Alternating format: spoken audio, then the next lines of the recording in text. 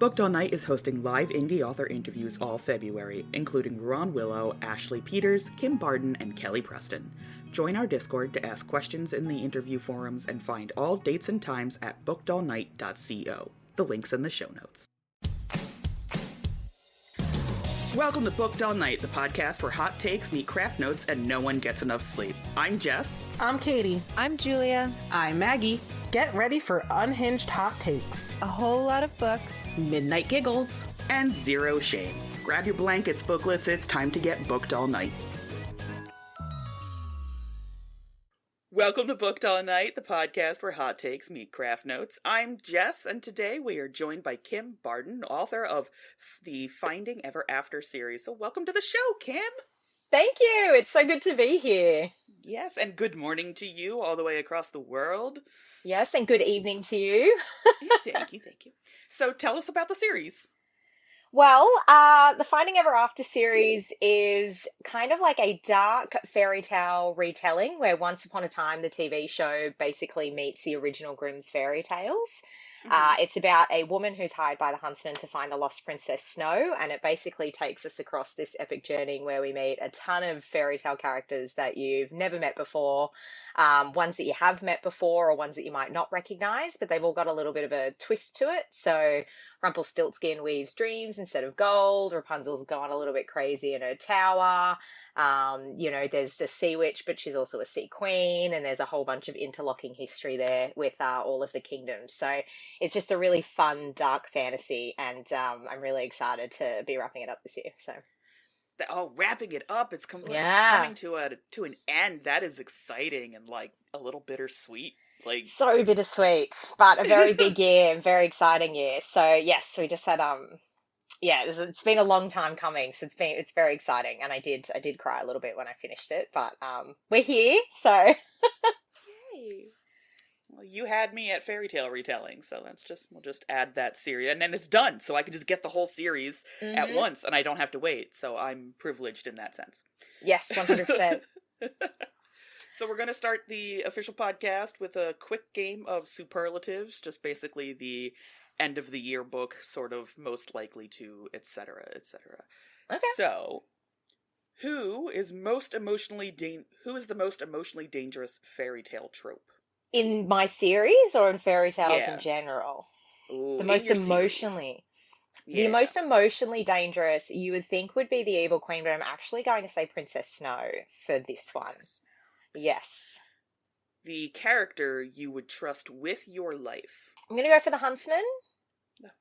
Yes, he's a massive cinnamon roll, and there's just something about him that you just know he will take care of you, and he's weirdly a badass at the same time. So Hansel can wrap me up and protect me any day of the week.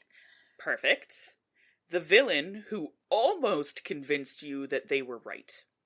The Evil Queen, Queen Morena. So she's a big theme in this series is basically finding happily ever after. So everybody's got their own version of happy ever after, and some of it's darker than others because humans and people are complex, right? So Morena's happily ever after is obviously terrible for everyone else, but she wants it badly and she'll do anything to get it. And you, throughout the series, really understand her motives. And even when I was writing her, there were a lot of things where I kind of thought, that makes sense, or I can see why she would want that. Or, very humanized. And definitely the Evil Queen for that question. Yeah, that's perfect. I had a teacher, Joe McGee, and he had taught this whole lesson. He actually had like a whole workshop on it at one point about villains and how like the best villains are the ones that were kind of like, well, I sort of agree with you, and that's a little bit of a problem because you're evil and I should not. But like, that's what makes a really great villain, is that it kind of drags you in with it, and you're like, wait, are you wrong? Yeah, and it's that, that age-old saying as well that, like, somebody's a villain in somebody else's story, like, so, and you might not be in your own. So, it's such an interesting concept, and I love complex villains. I love villains that I am unsure about, that I kind of understand why they're doing things. So, Morena was definitely probably the most fun to write because of that. That sounds fun. What was the scene you were most afraid to write?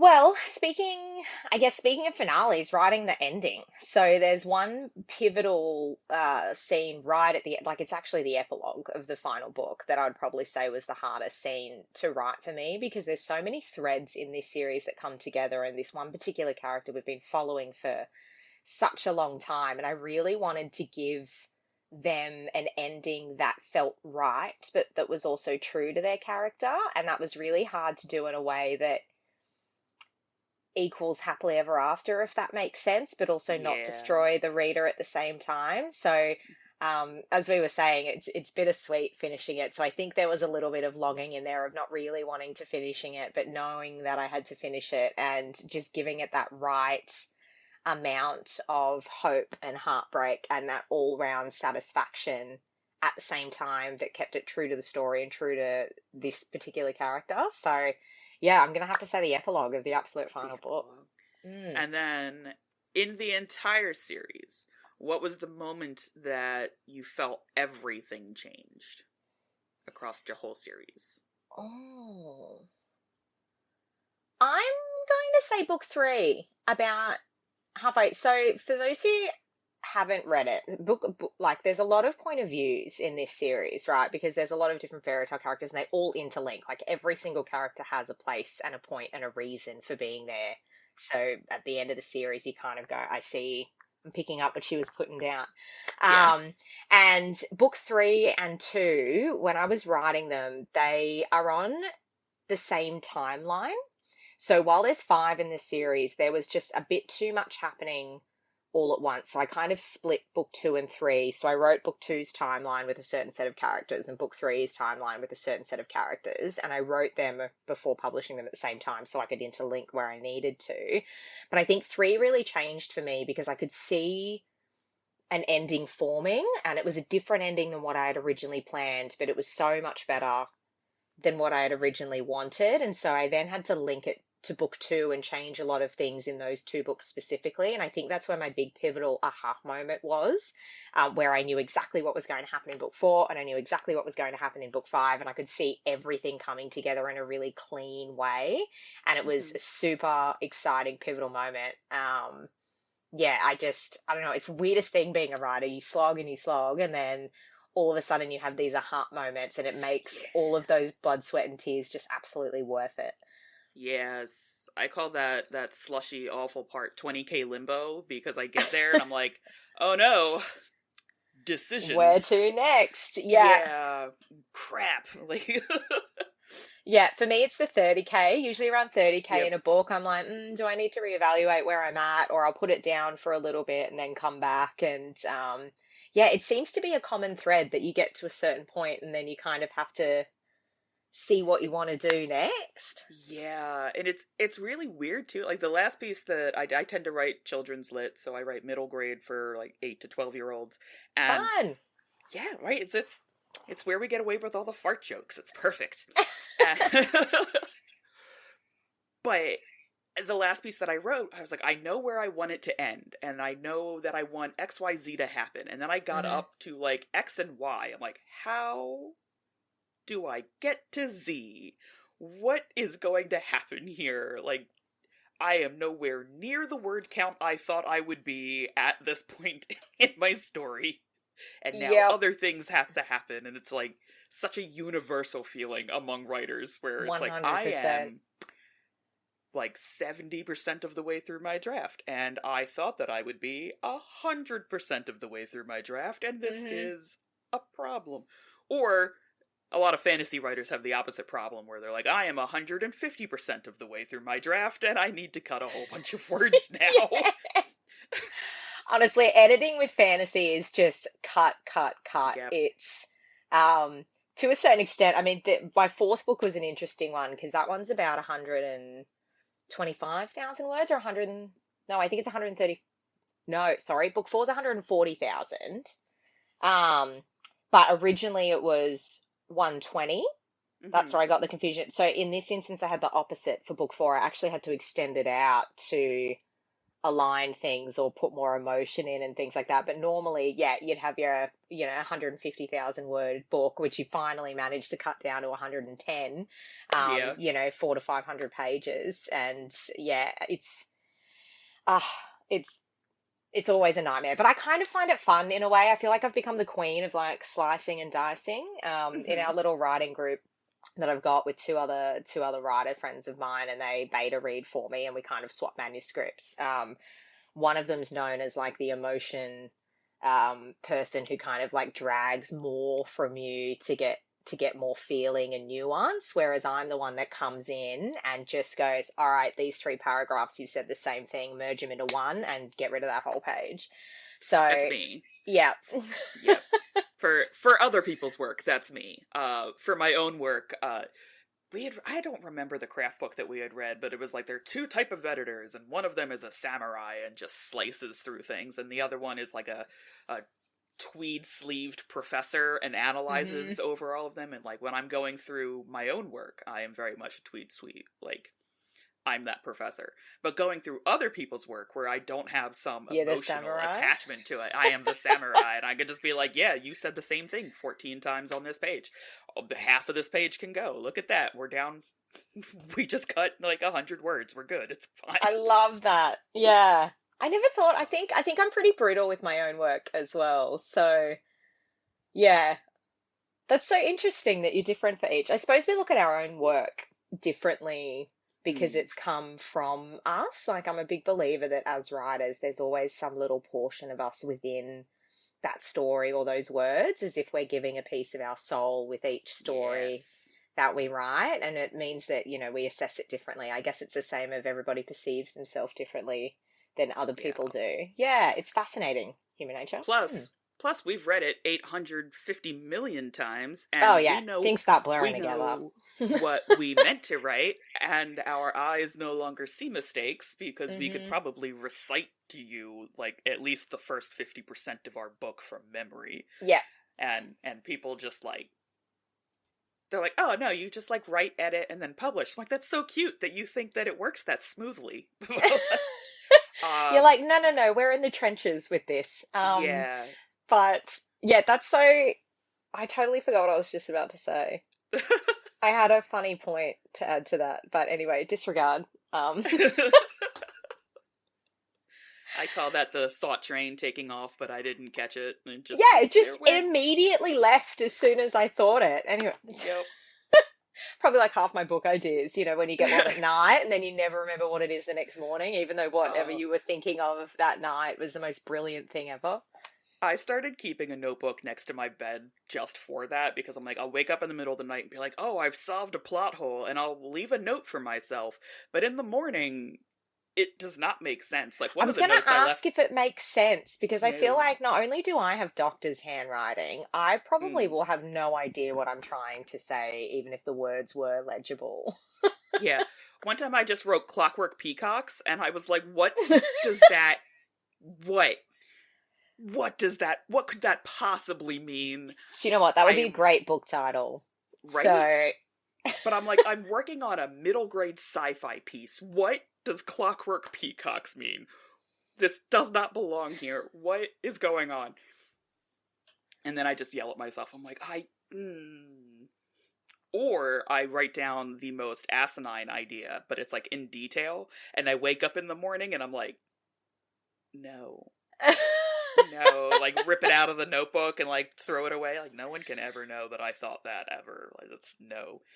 I love that. Maybe I Yeah. should, because I did try and put it on my phone notes for a little while, like as in grabbing my phone in the night, but I also put my phone on Do Not Disturb. So it's like this fighting battle of trying to get it off Do Not Disturb to get into the notes. And then even Mhm. though the brightness is on the lowest, I always feel like it just glares you in the face, and then Yes. you get this blindness. So that didn't last very long. Yeah, retinas? What retinas? I don't need Yeah, retinas. I It's don't need fine. that. It's It's cool. fine. They can just go. So, I do have specific questions to get Yes. to in the interview. Yes, it's lovely. I've only been talking for 15 minutes and it's fine. It's I'm cool. so sorry. I go off on tangents all the time, so just pull me back in line when you need me That's to. totally fine. Feel free to interrupt me. Rob will tell you I am a talker. Just go right ahead and talk over me. It's cool. So what fairy tales were living rent-free in your head while you had first started forming the idea for this series? That's a really interesting question. So I'm a massive fairy tale fan of the original dark fairy tales, and obviously being a millennial growing up in the 90s with the Disney's Renaissance, we've all got those favorites. But there was always Hmm. something super fascinating to me about the original fairy tales and then how Disney made them quite bright and, lovely and Yeah, nobody lost feet in enjoyable. Cinderella. Like, Exactly. And my mum has massive book collection. She had all of the original tales. We've got a couple of Folio Society editions and whatnot. And so she would sometimes read them to me at night. So I grew up with this weird contrast of these Disney movies and these ones where, yeah, Cinderella's stepsisters cut off their feet and toes, and the Little Mermaid was only 12 years old and, ended up and watching the killed prince herself, marry and someone yeah. else and turns into sea foam and dies. And Yeah. yeah, so there are a couple of fairy tales that I really loved from that has kind of lived rent free in my head for a very long time. And when I was writing this, I wanted to keep obviously the known ones. So she's finding Princess Snow, which is Snow White, which is Rose Red. Hmm. And then you've got Hansel and Gretel, and then a few of your major ones. But there are a couple in there that I really wanted to include that weren't as known. So even though I had the major ones being used, there were minor ones that some of my all-time favorites that I really wanted to include. And that was the Soldier in the Tinderbox, the Three Crows. I really wanted to include the little Matchbox Girl in there, but I couldn't quite see where it would fit because to Hmm. this day that story still makes me absolutely bawl my eyes out. Oh my God, I'm getting like teary thinking about it. It's It like, is yeah, sad. for anyone Like, listening, if you haven't read it, it's beautifully sad. yes. It lives rent free in my head, so I couldn't include it in this. But yeah, I have included everything from The Little Mermaid to which was also one of my favorites growing up, possibly because the illustrations were just stunning. Um, and there's a lot of room for this series as well for, offshoot novellas or other things as well. So it's not to say that in future I might not find a little Matchbox Girl to fit in there or a Swan Princess or anything like that. Which I Hmm. know isn't, an original fairy tale Swan Princess. It's the based off the ballet, but I love that story too. So I think there's different ways that I can weave it in over the years. But yes, to answer your question, they're the ones that are probably in my head rent free that I just really wanted to include or at least have some kind of head nod to it. So, there might be a tavern that's named after them or somebody's name is from a main character from that particular tale. So there's a lot that will go over people's heads that haven't read those original tales or know them, but there are enough nods that for people like me or from the sounds of it you who've read them and know them, you'll read it and you'll recognize those little tributes, which I really wanted to do. That's nice. I had I don't know how many American literature classes, but we have like the American fables, quote unquote. Oh yeah, Really, yeah. And one of them that has always stuck with me is the Green Ribbon. I don't If think I've heard that one.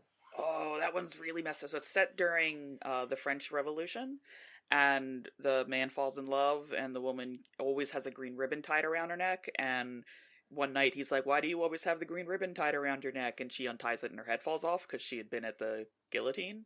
And I'm like, "Why are we There's reading another. this as children?" Yeah, I've heard that story, but it's not called the Green Ribbon. There's another version of it. Ooh. Um, yeah, except I think in that the one that I've read, her throat slashed, so her head isn't.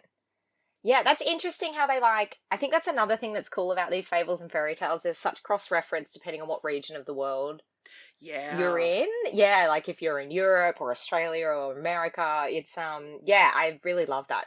So it kind of reminds me about there's this podcast where there's this woman who she's got a PhD in mythology and a whole bunch of other stuff, and she sort of went tracking to find the origins of different fairy Hmm. tales. This is me going off on another tangent again. Sorry. Oh, go right ahead. Um, and one of the most fascinating episodes that I read, listened to, was about Cinderella and how it actually stems from a Chinese tale.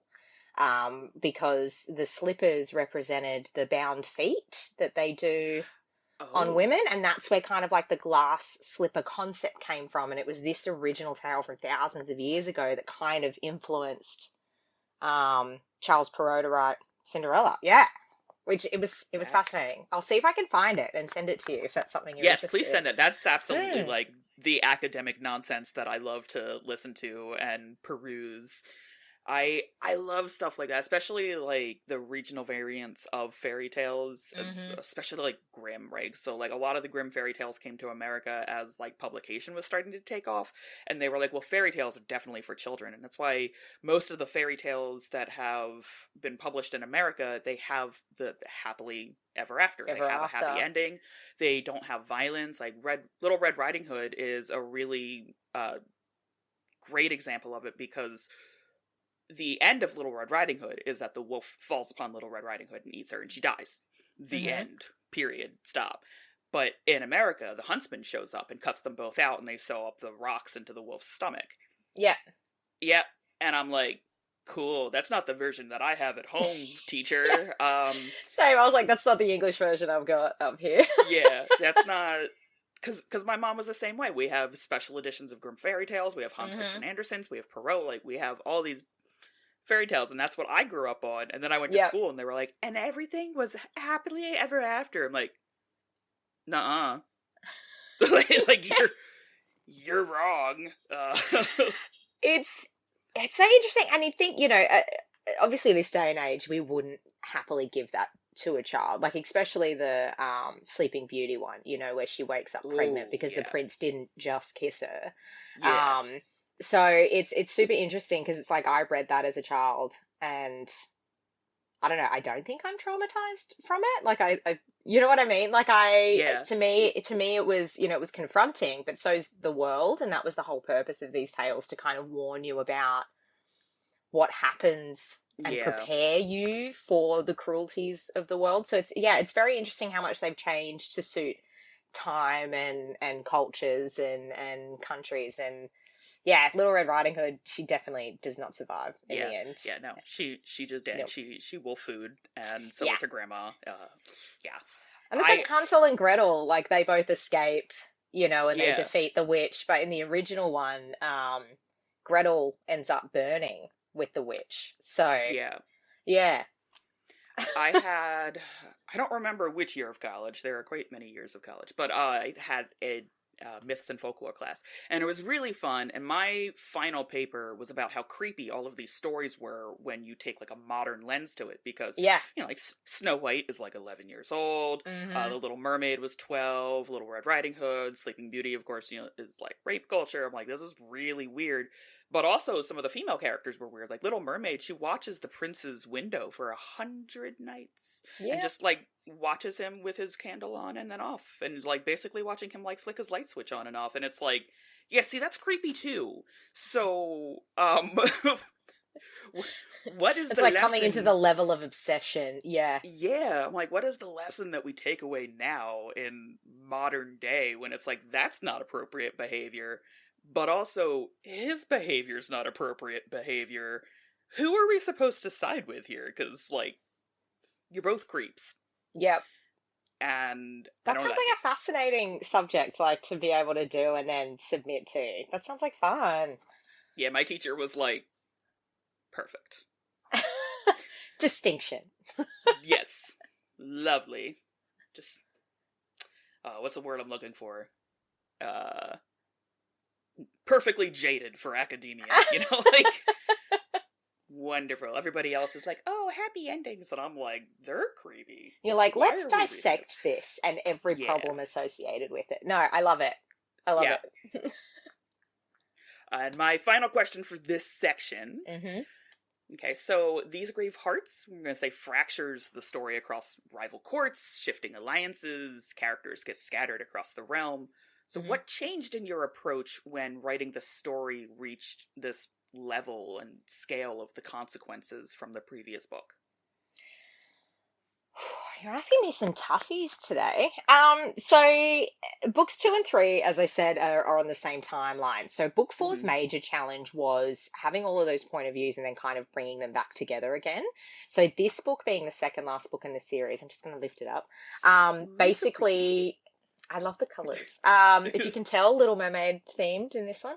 Hmm. So with this one, the trick was bringing those point of views together in a way that starts tying up the threads for the finale. But what that also means is that we're kind of at the lowest of the low in this book. So I had to get everybody to a certain point where it really does beg the question of how far you would go for happily ever after. Like, what would you do, and what kind of wild, shit are you gonna get Yeah. up to do it? So we see a lot of characters in this one shift from, they could have been good and now they're sort of slipping into darkness, and then you've got others who kind of realize maybe that wasn't the right choice and I'm going to do this. So there's a lot of reflection, I guess, in this one, and a lot of things that happen that make them second guess, and it kind of Hmm. flips on both sides. So the struggle with this one is we have the original kingdom that it's set in, which we're familiar with by now. It's featured in the first book, so there wasn't much world building, obviously, that I had to do with that because I've already set it up. It's a very European looking town next to a big lake. And then you've got Feldrin, who's sort of a similar kingdom in a way. So there wasn't too much that I need to translate because they're quite close, side by side on the map wise. But Yeah. when we ventured into the Mer kingdoms, which is the Isle of Nysa for the sea nymphs and Teal Cove for the mermaids, I had the big question with that on how are they going to be depicted, right? So what's different between these two underwater kingdoms that also differ from the land kingdoms? Because at this point, there's probably different languages, there's different cultures, there's different fashions and styles. So I really dug quite deep in this one to differentiate a lot of that. And it was really fun. I sort of combined a few different languages for the mermaid language, took a lot of Japanese words. There's, different fashions that I did for each mermaid kingdom to clearly distinguish who's from where or what they represent, Hmm. and that was such a lot of fun to do. But I did have to spend a lot of time planning that out on a big board on what each kingdom looks like. Not only geographically, but what that looks like from a culture perspective, a food perspective as well, and what kind of matters to them. So in this instance, you kind of have, the sea nymphs have the sea witch as a queen, and then the mermaids at Teal Cove kind of have a King Triton-esque type king, but it's the mermaid prince that we're focusing on. So how's he a bit different to the other heir that's there? And it was really fun to play with all of that and kind of create these new worlds within this already existing world. That's fun. That sounds like a lot of fun. I can't wait to. It was fun. I can't wait to read it. I'm gonna order the whole series and throw it on my shelf, and it can sit there until I'm done with other books. But I am gonna read it. Thank you. Totally up my alley. And I'm very happy to announce that we are at the first game of the podcast. And because you have copies of your book, I finally get to play Bring Your Own Book. I'm really excited to hear about what this is. Yeah. Yes. So, Bring Your Own Book is a little bit like Cards Against Humanity, where I have the black cards with the options on them, and your book is the white card. So you just flip through, go to the first full paragraph of the page, and pick an answer that fits from there. Okay. Okay? So, the very first one must say a name for a cat. And just flip to a random page, first full paragraph. So I have to go to the first full paragraph? Yes. The name for a cat is Bryn. Bryn. What a cute Yes. cat. Very cute cat. Flip to a new random page, and this one will be the subtitle of a new Fast and Furious film. It's not somewhere my sister and I went.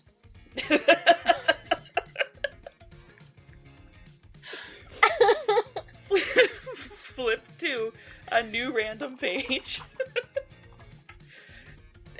Text on a tombstone. Faith in snow. Aww. That's actually quite lovely.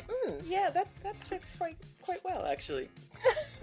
New random page.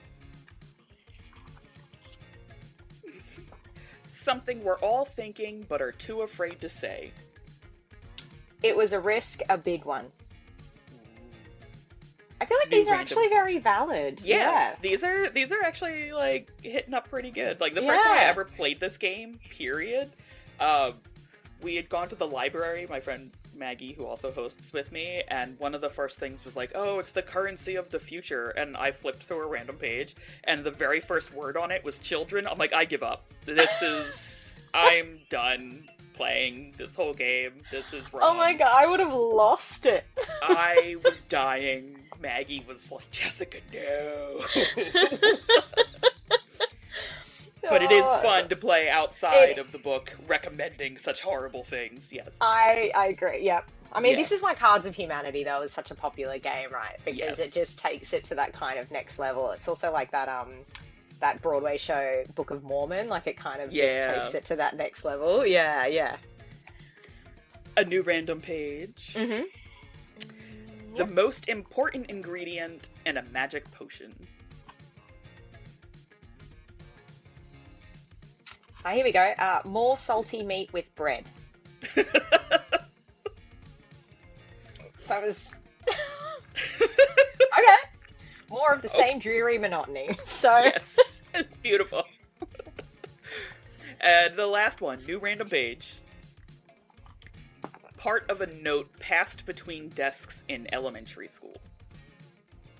Okay, do we want to pick a dialogue here, or it's still just first paragraph, or first dialogue on the page? Still first paragraph, Okay. I would say, yeah.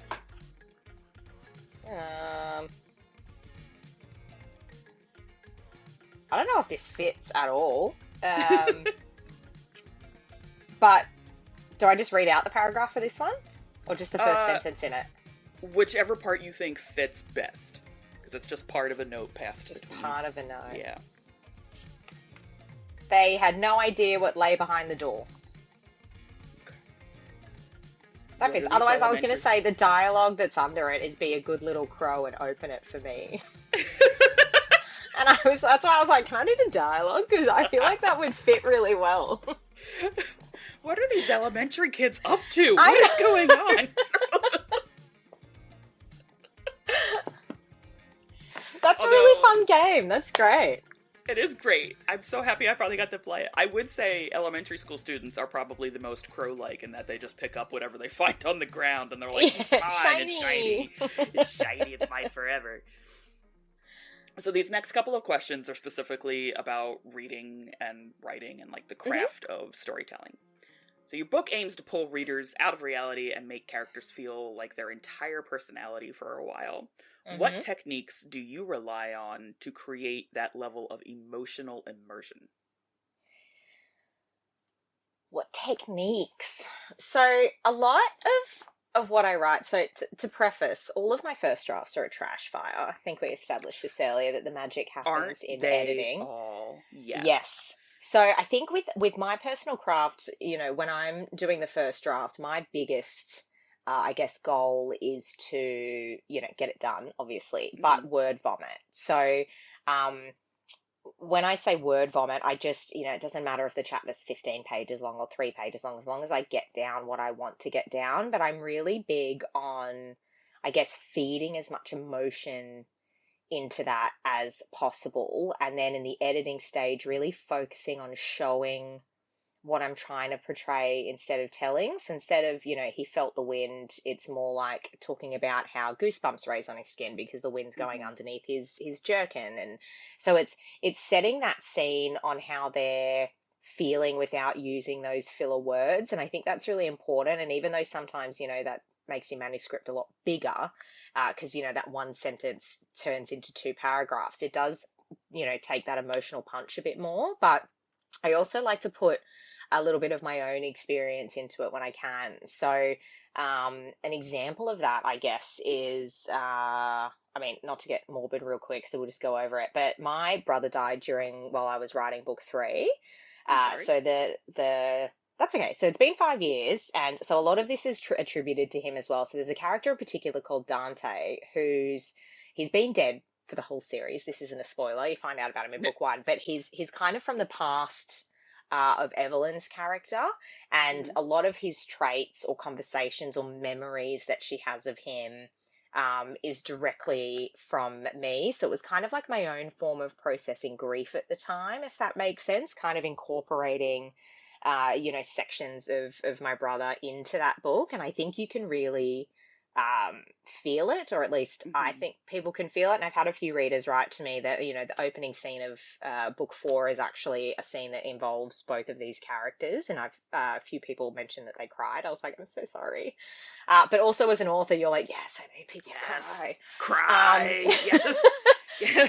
Because my biggest thing isn't getting 5 stars, right? It's, did I make you angry enough that you threw the book across the room? Did I make you loathe a character? Did I make you love a character? Did I make you, put in your review, we must protect this particular character at all cost, did you like, cry? if I'm screaming at it, it's a good book. Even if I'm like, oh my god, you're so stupid, and I turn the page and keep going, like emotional response. So that's a big thing for me. So a lot of the techniques of that is, as I said, trying to put as much emotion as I can into it and making it very clear what I want from these characters. And then in the editing process, kind of using that show don't tell technique. But then when I come back to it a lot later, I'll leave it for 6 months to 12 months before I even look at a draft again. I'm kind of then in a dissecting stage. Like, am I still feeling anything from this scene, or do I need to dig a little deeper into that?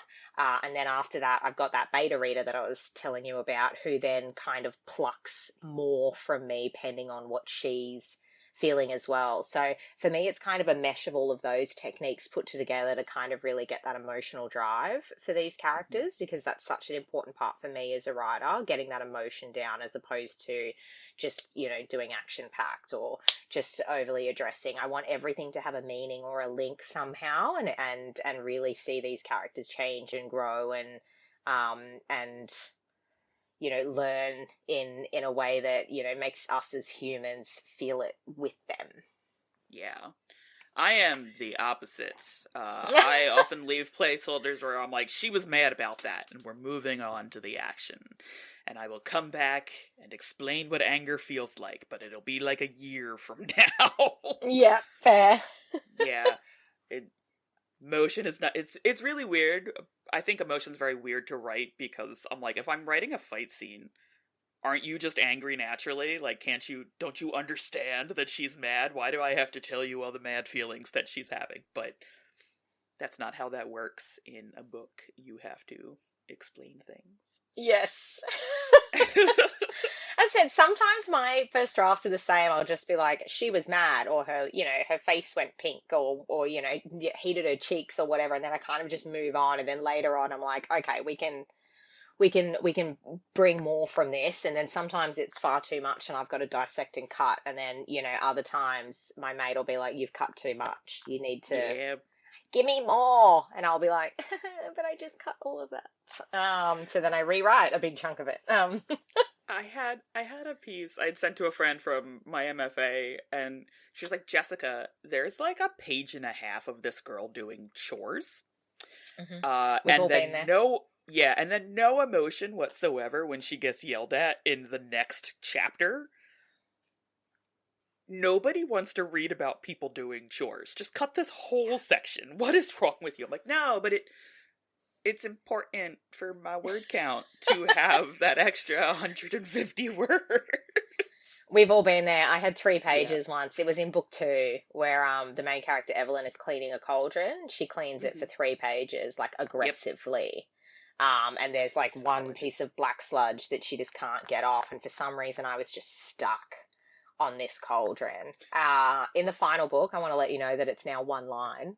But originally it was 3 pages and I was just like, yeah, you clean that cauldron, you get that aggression out. Yeah. And I had to have a hard conversation where my friend was like, no, here's your here's the sentence, just see ya. And I was like, bye. There goes like 1,500 words. It's Oh, so funny. true. It's Hmm. so true. So, I saw in your bio that you Hmm. wrote Gilded Mirror entirely on your mobile phone. I did. I do not recommend it. Yeah. I did that for a paper when my computer died my senior year of college. Also, do not recommend it. Do not recommend it. Totally. Yep. Mm. How did that constraint affect your drafting habits? And did it change how you think about like perfection or accessibility in writing? It's it was an interesting process because at the time it was for National Novel Writing Month in Hmm. like 2018, and I had a few pieces of work that I'd gotten up to that 30,000 words, and I just dropped them, right? I never finished them. And the whole point of NaNoWriMo was to do 50,000 words in 30 days. Yep. And so by using that mobile phone, I had the ability of, because at the time I was working in the city in an office. So the phone was portable enough that I could do it on the train, on my lunch break, when I was taking, after work, if I was meeting people for, I don't know, a drink or dinner or something, in that period between work and them arriving, I would spend the 2 hours there writing on the phone. And it was kind of like this accessibility of being able to get the words down without lugging a laptop around, without setting my expectations. And because I had not finished so many things before on a laptop, I thought maybe I needed to tackle this differently, right? Hmm. Because I'd never written a novel, I didn't know what my writing process was. And you, as you probably know, or anybody who's looking to write a book knows, you can read so many books on how to write a book, and none of them give you an answer, because the thing is, Yep. there is no answer. And it's really frustrating when you're still trying to figure out how it works for you. And so this kind of unlocked how it worked for me, and it unlocked that I'm just going to get it out and word vomit and just see where this goes, and do it from there. But I did find an app at the time which made it way easier. I cannot remember the name of it, but it was basically a novel writing app. And what it did was it put it in Times New Roman, and it formatted it with indents and paragraphs, and you could do new tabs like you would in OneNote for Hmm. chapters. So I could go back and forth. It gave me my word count in real time. And I think because it was layered, or set out as a novel, that was my app for writing. So it didn't feel like I was just in my notes or getting Yeah. confused. And I ended up, yeah, I think by the end of that, 7 weeks total, it took me to write 90,000 words, because I just kept going. Obviously, a lot of that book was entirely rewritten because Yes. autocorrect does not do nice things. And book Oh. two, I tried to write it again on the phone because I was like, maybe this is how I do it. And book two just wasn't working on the phone, so I switched back to a laptop. So I now write on a laptop, but I think using that phone was kind of like an unlocking mechanism for me to be able to go, okay, I can do this. Maybe it wasn't the phone, it was, the word vomiting and just making sure that I get this down, because magic happens. You can't edit a blank page. So Yeah. let's try that instead. And maybe the consistency is what I needed. So yeah, I've got 9 drafted manuscripts now. So I've got a nice backlog, which is great.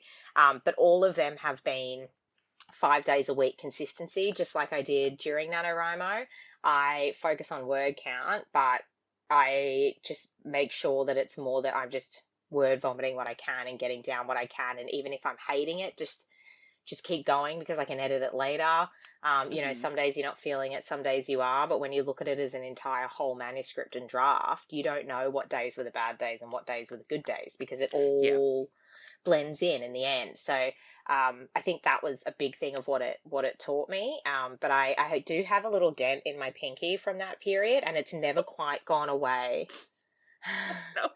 Like, it's so, yeah. It's a little scarred reminder. Little Never type it up scarred on your phone reminder, again. yeah. So it's great for anybody who's on the move a lot, if especially if you've got one of those Samsungs that, a double open, like the big Oh yeah. double screen. I feel like that would have been great to I use at the time. I did mine on a BlackBerry, if anybody remembers those, because it was like Oh, 2012. Yeah. wow. Okay. Uh, And I don't recommend that. I ruined that keyboard. My computer got a virus, and while I was waiting for it to get fixed, I had to No. retype my thesis based on old drafts of my thesis so that I could then go to the computer lab and get it printed and fixed and everything. And I was like, I'm gonna throw an entire building across the room. This is Yeah. absolute nonsense. I'm just imagining you like internally screaming the entire time. Yeah, I was just like wide-eyed and just like, if you looked at me, you could probably hear the internal scream happening in my head. I was just like, People would come up and be like, have you eaten today? Get the hell away from me. Like, it was a rough time. It was a rough time in Jessica's history. It was oof. I love that. And then and then the note on craft books, I wound up majoring in writing for my master's degrees, and of course, you always read all these craft books, and every last one of them is like, just sit down and do it. And I'm like, I hate you. I hate you and your just sit down and do it method. Like, there's a part in Stephen King's On Writing when he's like, yeah, I just sit down. That's my I do a favorite draft. one. That was And the I most edit useful it. book. The part that there is one part of that continues to terrify me to this day, and it's when he's talking about when he was writing Carrie, and he wrote the scene where they're all throwing tampons and pads at her in the locker room, and then he was like, that's going nowhere, and he threw it out, and his wife took it out of the trash can, the physical trash can. And I'm like, I don't have a physical trash can. I don't print out my work and, like, put it somewhere. It is digital, period. It is on a space that no one can access except for me. So if I have an idea that someone is like, wow, that's a great idea, I'm never going to know. And so I don't delete anything. Like, my hard drive is just full of half-written notes that I'm just like, that's going there. And, like, other drafts that are like, okay, I cut this from something, but maybe it'll fit into something else. And it just goes to this very long document. And I'm like, that's where it'll stay, because it might be helpful one day. As I said, I think that's the best book on writing. Like, I mean, the first half is obviously a biography of his life, but I think most of the habits that I picked up were from his book as well. One of them being ignore the red lines, just keep going. Hence my word vomiting. I don't go back and re-edit chapters as I'm going, because he's just like, just get it out. And honestly, that alone is on repeat in my head as well. So it's such a good book. Yeah. Like, the get it out part is like really great advice. And it's true. Like, the more you keep going back to like re-edit it, the more you're just going to be like stuck in chapter 3 for eternity. But a lot of the other books that we read were like, every day at 2, I sit down at my laptop and words just flow from me. I'm like, isn't that nice for you? That is not how my brain works. That is not how my brain works. Some days are great. I'll do like 3,000 words in 2 hours, and other days I'm lucky to get 70. Right? I'm like, I've got ADHD and depression. It's a miracle if I remember what I wrote yesterday. This is not how my brain works. One of the books we read, I think it was Writing Down the Bones, and there's just a whole chapter on pens. Just pens. Just what kind of pens you should be doing your writing with. I'm like, I don't write with a pen. I do everything on my laptop. What is this outdated nonsense? You don't need that. Like, it just made me feel so frustrated, because as you are getting into that sense of like, this is how I write, when you are reading all of these books that are like, this is the way to write, and your writing process doesn't match up with that, it kind of creates this feeling of inadequacy and just, oh, 100%. Well, I'm not writing correctly. I'm not able to do it. And I think a lot of people fall into that hole of like, well, I'm not doing it the way Stephen King did it, so I'm obviously never going to get a book published. And it's like, but I think it's also like, it's also the opposite, where, you know, people are like, you'll find your own way to do it, and then you'll say, well, I'm stuck at 30,000 words, and then they'll say, well, you're already there, just keep going. And you're like, that is so unhelpful. Yep. Thank you for giving me absolutely nothing to work with. Thank you. Excellent advice. Excellent. Just keep going. Okay, great. Yep. Thanks. Yep. I remember when I first started querying, and of course, you know, when you query, you wait like sometimes up to a year for a rejection, which is just, at that point, I figured you didn't want it. I didn't need the email to let me know that you didn't. But my mom doesn't understand that, like, you send it off and you leave them alone, right? That's how Yeah. finding an agent works. Even finding a publisher, you send it, and if they want it, they'll get back to you. She's like, you should be calling them every day. I'm like, no. Ah. No. That's like See, I when want they tell get you to send a published. letter to the CEO or something as well, and you're like, no. No. No. No. If they ignore me, that's quite common. I might never hear from Yeah. them ever again. I'm just grateful if I get a response, to be honest. Yeah, even a form response is really nice, but no, I will not be following up on this, because I want to get published and not blacklisted from the entire industry, so... Yeah, exactly. It'd be like, beware of this woman who's acting like the Little Mermaid staring at a prince's window. Right? This crazy bitch listened to her mother do not answer her emails, and I feel like that post-it note would go up everywhere if I listened to that. So, yeah. So rough. So rough. That brings us to the second game of the podcast. Great. I love me a good game. Mm-hmm. And this one is I'm actually going to go to the first game that I was going to play. This one's going to be Space 'em or Embrace 'em. So Space 'em or Embrace 'em comes with a little story to it. You are cruising through the galaxy with a cargo full of tropes and cliches, and you're getting sucked into a black hole, and you have to get down to a certain number by ejecting these things off of your ship. The problem is your computer is a little broken, and you can only see 2 options at a time, so you can choose to keep both of the options, and we'll move on. But you do have to get down to a magic number that I rolled before the interview. Interesting. Okay. Yeah. Okay, so your first 2 are a cursed object that whispers your worst thoughts, or a morally grey love interest with excellent banter. So I'm picking the one that I want to throw away and the one that I want to keep? Yes. Okay, I want to keep the morally grey because banter is always like top tier for me in books. Dialogue's a big win, so we'll get rid of the other one. Okay. The cursed object? Next cursed object is out the airlock. Next to... Bye! A prophecy everyone misunderstands, or blood magic with a personal cost. Keep blood magic, get rid of prophecy. Even though I have prophecy in my own series, so I'm really sorry, but like, bye. You're like, I've done it for $5. It's done. We can gone. eject it now. Yeah. It's done. Enemies forced into an alliance, or a kingdom built on an ancient lie. Ooh. I want to keep both of those. Okay, we'll come back to I like those. both of them. Yeah. Love that actively complicates the plot, or a mirror that shows you who you could become. Let's eject both of those. I'm Okay. going to be brutal with this one.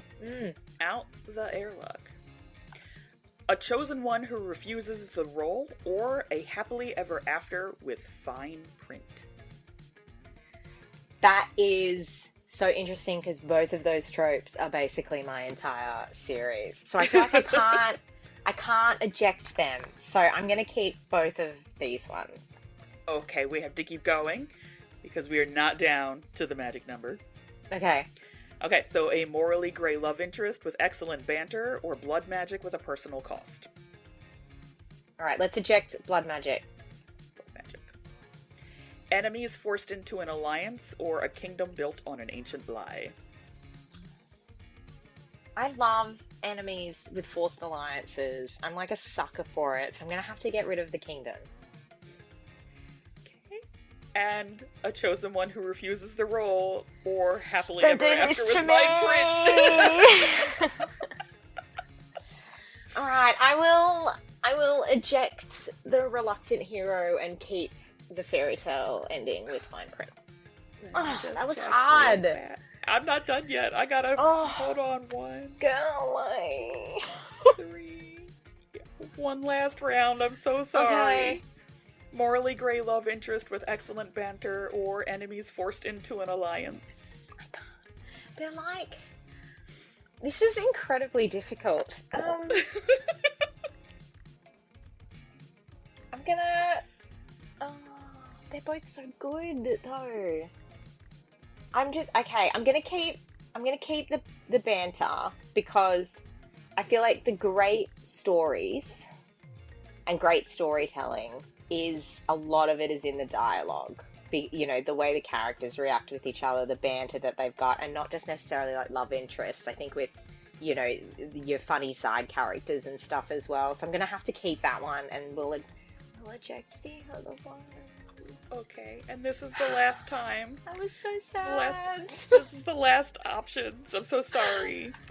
Morally gray love interest with excellent banter, or a happily ever after with fine print. I'm gonna riot. I feel like I just defended dialogue so strongly. So, okay, fine, we'll get rid of fine print, happily ever after. Fine print. Which leaves you with a morally grey love interest with excellent banter. I rolled a 1 today. I'm very sorry. That is brutal. But I'm sitting here being like, surely I've got like 3 or 4. That was brutal. Thank you for stressing me out this morning. You're very welcome. So fun. That was a good game though. That was a great game. And a lot of tough choices. I go out of my way to find the tropes in people's books to put in those games so that they... Honestly, it's such a smart way to do it. It's so fun and so, like, agonizing, because some of them are like... squirm. Yes, absolutely. Yeah, so I bet you enjoyed that. I'm glad. I did enjoy that. We also play Never Have I Ever Spoiled My Own Book, which is always fun, and I'm like super petty about it. I'll be like, never have I ever written a book called The Gilded Mirror. And if you've done 5 or more of them, you have to spoil something from the book, and I'm like, oh, that is brutal. Yeah, I'm like, I'll stalk you on social media and make you spoil something. I'm not above being incredibly petty with the options that I put together for that round. That's great. So funny. Okay, I'm really grateful that you didn't play that one with me because I am terrible. I'm a terrible liar, and I am terrible at like, there's been so many times in my street team or in my newsletter or like a, TikTok video that I'm doing where I've almost said something that I shouldn't have said. And I've had to have some of my like street team admins and stuff be like, Kim, you need to delete that now. And I'm like, ugh! But I want to say it. It's hard. Yeah, so I need to learn how to do that and turn the subtitles off my face. Because apparently my face gives me away when I know something or something's going to happen. I'll be like, I can't answer that, but obviously my face is telling you the answer. I do love going to panels with, like, authors like that have, subtitles, like, in bright neon across their forehead, and people be like, what, is this character gonna die? And they're just kind of like deer in headlights. We're like, oh my god, they're gonna die. That's me. I'm full like, no. I'm like sweaty palms, You just got a notebook, like, no, absolutely not. I don't know what you're talking about. It's like those viral videos, where they've been like sticking the bit of paper with like the smiley face when they're. Have you seen that trend? Yes. Yeah, yes. I feel like we need one of those where you just stick the paper on, it's a smiley face so they can't see your expression or customer anything. Service face, like, do you have water? Yes, we do. Oh my god, how did you know? Yes. Yeah, we need that for some authors. We need that for me when sometimes we read books and I've already read them, and one of my favorite things to do at the end of the podcast is we speculate about what's going to happen next in the book. And for the last couple of books that we've read, I haven't gotten to do that because this season we're rereading The Hunger Games. We're doing a whole series all the way up to the release of Sunrise on the Reaping in theaters. I'm so excited for that. That was my book of 2025, Sunrise on the Reaping. Like, that was my book of choice for last year. My co-hosts have not read Sunrise on the Reaping yet. And so in this reread, I'm like, Sunrise, Sunrise, and Ballad. Like, they haven't read them, and they're like, Jessica, turn your face off. Because you're ruining things, and I keep sitting there like, and yeah, it's bad. I am you and you and me, because I would be doing the same thing. Yeah. It's bad. It's bad. I have to mute myself and, like, get out of the room. It's terrible. It's terrible. So, final round of questions. These are totally unhinged, sleepover-worthy questions. Mm-hmm. Love. Yep. Always fun to do the absolute nonsense. So, which character would get banned from a group chat within 5 minutes? These are the characters from the book, right? That's who we're. Yes. Yes. I'm gonna say Pip. Okay. Yeah, If he is a very sarcastic meanie and just likes to take the piss on everyone. if the Gilded Mirror showed a GoodReads review written by your characters about you as their author, what would it say? Um, Cruel, manipulative bitch. When is this over? What did we do to deserve this? This, yes. Yeah. And I'll be like, exist. You're simply being alive. I'm so sorry, but not at the same time. Yes. Hee Who hee. would survive? Who would survive a reality TV competition, and who would be eliminated immediately for being too much? Snow. Princess Snow, for sure. Yeah. She'd survive, or she'd be eliminated immediately. I feel like she could go either way, to be honest, because she's very she can dig her heels in, and she's been in enough situations that she can sort of adapt in that she's very thrifty is not the word. Savvy maybe is a better word. Like, she's very savvy, and I think she would kind of claw her way, but at the same time she rubs a lot of people the wrong way. So depending on if it's a viewership watching for entertainment purposes, or if it's like a survivor, and she's getting voted off, she'd definitely be the villain on the show, and could potentially get voted off immediately as well. But there is a very high possibility that she would claw her way to the finish line too. So can I pick one person just for that answer? Because I feel like she could swing both ways. I mean, yeah, you can pick it if you like this person. Either way, it's her. Amazing. I feel like you justified it enough, yes. Yeah.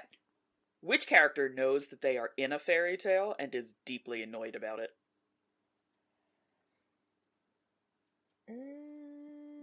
I'm going to say Eveline, the main character. Like, she would be pissed.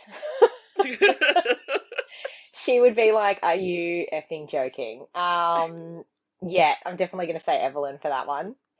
Coming up to you like, you could have done this in any number of ways, and this is what you chose? Oh, yeah, and she would have been like, and out of everyone, she's like, why me? Like, why is this always me in the middle of this? I don't approve. I'm not, no. Not today. Absolutely rude. Coming for you. Ridiculous. Yeah. Stab. Yep. What is the pettiest magical rule in your world that you secretly love? The pettiest magical rule?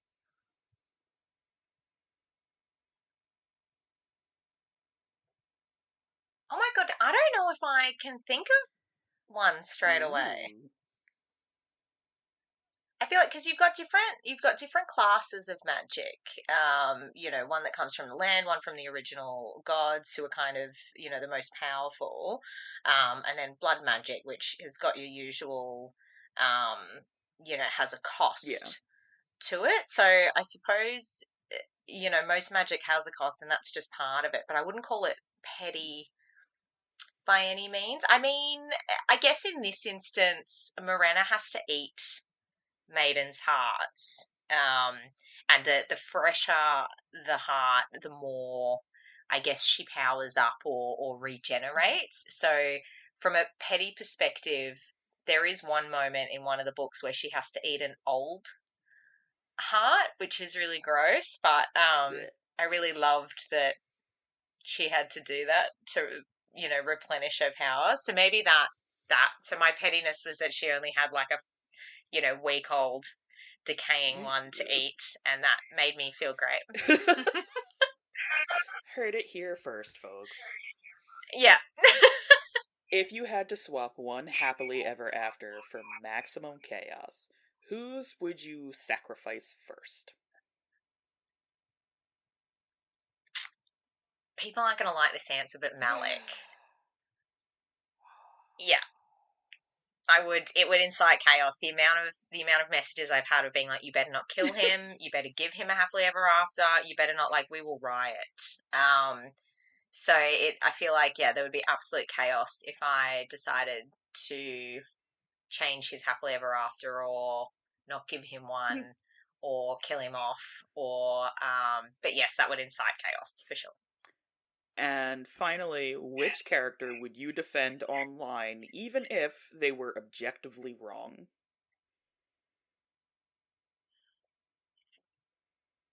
Who would I defend online if they were objectively wrong? I'm going to say Porkid, the fairy. She's always right in my eyes. Yeah. So we ask this of all of our guests at the end of our interviews. Is there anybody that you would like to thank today? Anybody from workshop buddies to publishers? Yeah, mainly my beta readers. I think they are just, I wouldn't be here without them to, pull up the emotions from me or do any of that stuff. So, my beta readers are the big one, and Jared, and I don't know, like with writing, it's such a solo thing, but there's so many people that are involved with it, formatters, cover designers, other writers and authors and things like that as well. So I always just want to thank all of them, because I don't think you can go far in this community without being a part of that community. And the Australian indie community especially is quite small in the fantasy space. So I think in the US it's a bit different, being that you guys have, quadruple the amount of people there that we do here. Yes, so our community is quite small, and a lot of people, know of or have met or know through, and it's close knit in that way. So I definitely wouldn't be where I am now without that community. So I guess I want to thank them, because they're the best. It's very nice. And then just go ahead and plug your socials for us before I read us off the stream. Amazing. So all my socials, I've tried to make it as easy as possible. It's all under K.E. Barden Author. So that's one word. I've got TikTok, I've got Threads, I've got Instagram and Facebook. There's a Facebook page as well. So I'm probably most active, though, on TikTok and Instagram. So that's where you get most of your announcements first. Lovely. Easy to find, easy to do. Thanks for staying up with us. Follow us on Instagram and Threads at BookedAllNightPod. Drop a comment to let us know what you thought of today's show, and join our Discord server for giveaways, excerpts, and more. It's still in the works, but we're aiming for 100 members. Catch our live author interviews on YouTube and leave a question for our guests on our Discord server. Check out our shop and website at bookedallnight.co. That's bookedallnight.co. And if you're loving the chaos, don't forget to rate us 5 stars. Until next time, booklets, and remember to stay booked all night.